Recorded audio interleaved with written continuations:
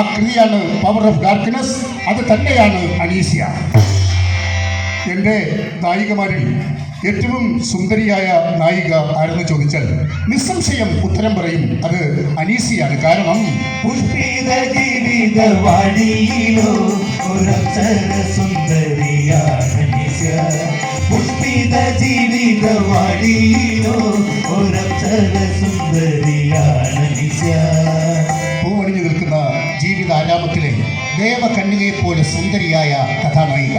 പുഷ്പിത ജീവിത വഴിയിലോ സുന്ദരിയാണ് അനീസ്യ. പക്ഷേ അവൾക്ക് ആരാധകരില്ല.